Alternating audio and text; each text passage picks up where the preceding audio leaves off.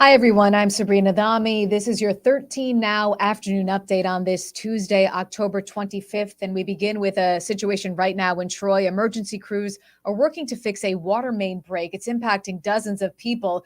Two schools had to shut down, Kipp Middle School and Kipp Prep High School as well.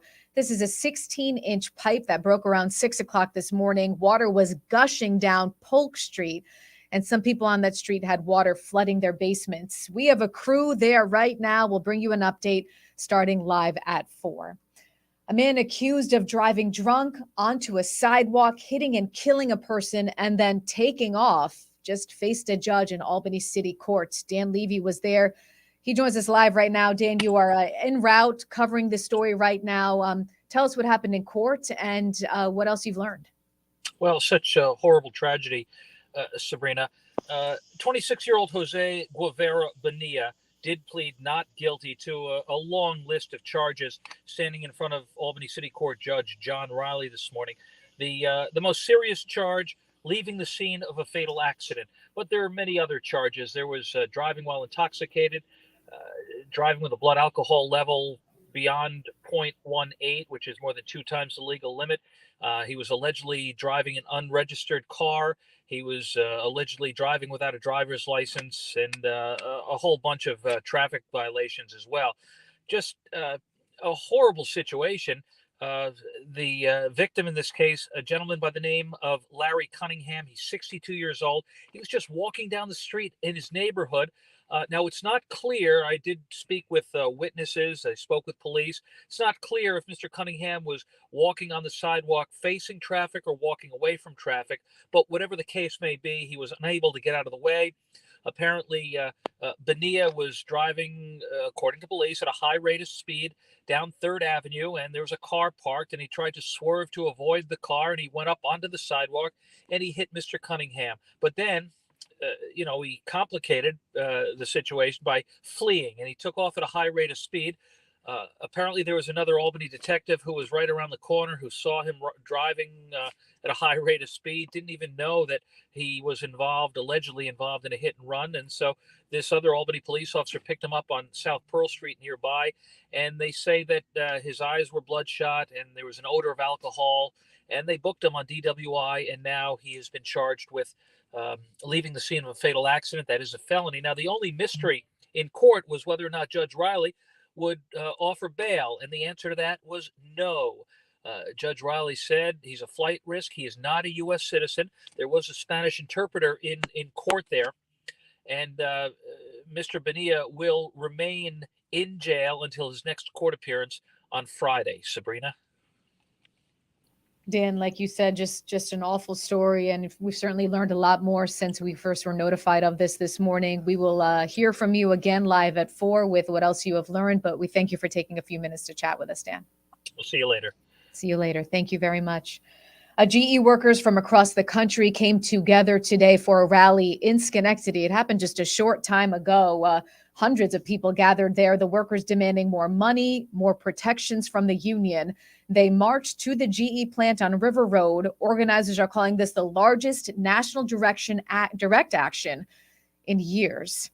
Happening tonight, what may be the only debate in the race for New York State governor. Kathy Hochul facing off against Lee Zeldin. Governor Hochul and the Republican challenger Lee Zeldin are closer than ever in the polls. We have a snapshot of some of the latest numbers coming in. And take a look at that. So the debate is tonight. It's at 7 p.m. on Spectrum News. Again, polls are showing that this race is tighter than ever. Let's get a check on your forecast right now. Bring in meteorologist Reed Kisselback. He is in the Weather Center right now. I think people are pinching themselves, Reed, going outside saying, could this be true? It's the end of October and we're above 70 in some spots. Yeah, a lot of people are probably either in disbelief or just going, can this stay for a little while? It just doesn't feel right. Yeah. No, it doesn't. I mean, it's not right. And when you think about it, the average high for this time of year is 59. So we are more than 10 degrees above average in many spots across the area. And so that's the big thing that we're seeing for the day today. When we had talked about the weather in regards to rain chances, today was the day where we had the least chance and the most opportunity for some sunshine, and that's what helped push us to that point of some 70-degree weather. Incredible. All right, I'll let you take it away, Reed. Yeah, so outside right now on our CDPHP First Morning Cam in Bennington right now, we have a little mix of sun and clouds. So the spots that's getting a little bit more sunshine right now, that's more so places in Washington, Rensselaer, Columbia, Berkshire, and Bennington counties. They're already up into the low 70s right now. Not that much measured rain from earlier in the day. Elsewhere, where we have a little bit more cloud cover in place, we're up into the mid to upper 60s already. We'll show you the temperature change too within 24 hours ago to now, and it's a big difference. We're averaging about 10 degrees warmer than this time 24 hours ago, and that's like what Sabrina said. As soon as you step outside, that's what you're really going to notice first thing. So still a chance for a spotty shower in a couple spots, though, through the course of this afternoon. It'd be more so like a light sprinkle. So if you are heading out this evening, just be mindful of that. You might get a quick little sprinkle on you for a little bit before it clears on out. We'll get some breaks of sunshine, and then as we work into the evening time, we will have a little bit of a lull in shower activity, kind of like what we saw last night, before we'll start to see the chance for a few scattered showers as we work our way into Wednesday morning. So satellite and radar right now, most of us looking dry, a few spotty showers, mainly in parts of Fulton, Montgomery, Warren County, and parts of Schoharie County at points in southern Greene. So overall dry. We're still tracking that moisture funneling in all the way from the Bahamas up to our area. So as this weekends and showers continue to push out, excuse me, as showers continue to clear out, we have another round of showers that's now pushing its way towards the Ohio Valley. You can see just to the south of Chicago. That's going to be our next chance for rain as we head into Wednesday. So hour by hour forecast, 4 o'clock, a spotty shower or two as we work our way overnight and into the start of the day. On Wednesday, we'll start to see spotty showers come back into play, but overall, most of us dry for your morning commute. We'll see the more promising chance for showers to start to arrive from around noontime on as that secondary line of showers out by the Ohio Valley starts to push towards the region. So 4 p.m., your evening commute home, some sunshine in the mix, some spotty showers falling steady and heavy at points, and then by 11 o'clock, the bulk of those clear on out. So for this afternoon, into the upper 60s and low 70s, some sunny breaks, a spotty sprinkle in the mix for the night tonight. We're cloudy with some on and off showers again, some patchy fog developing as we head into the day tomorrow. On the 7-day planner, Wednesday, looking up pretty good as well after that rain clears on out. Thursday, Friday, cooler but dry, sunny. Our overnight lows drop down towards the mid-30s, so patchy frost is going to be possible Friday morning, Saturday morning, and Sunday morning, but we'll warm back up as we get towards the end of the weekend.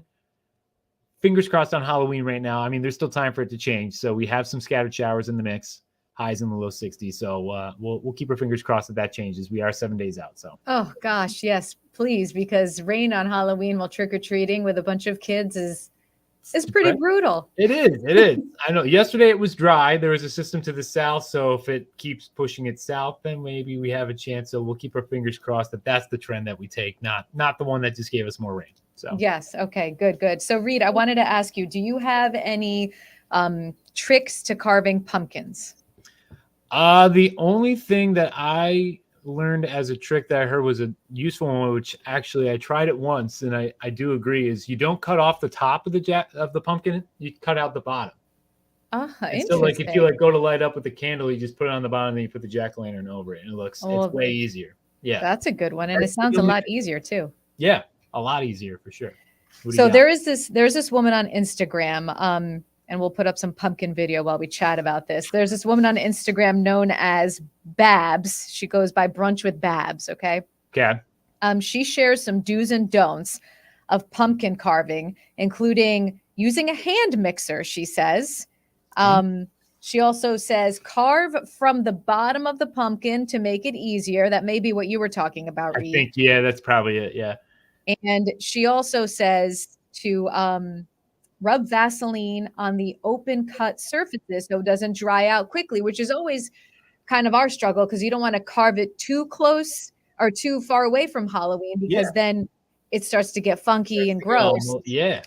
And unless you want that effect for your jack-o'-lantern. But yeah, no, I agree. That's actually, I never would have thought to do that. I never would have thought that. So I might go home because we carved ours on Sunday. And by we, my husband carved ours on Sunday and I cheered him on. So, So maybe we will try the Vaseline technique I think, and see. yeah. We have a competition going on here at the station for this. We do, and I'm not even here for the day of the contest, so I'm rooting for every team at this point. Wow. So, we'll take your vote because we're going to need it. But we'll see. Good stuff, Reed. Hey, thank you so much. We'll see you live at 4. We'll talk to you then. You got it. And thank you, everyone, for joining us. We'll see you live at 4 right here on News Channel 13. I'm Sabrina Dami.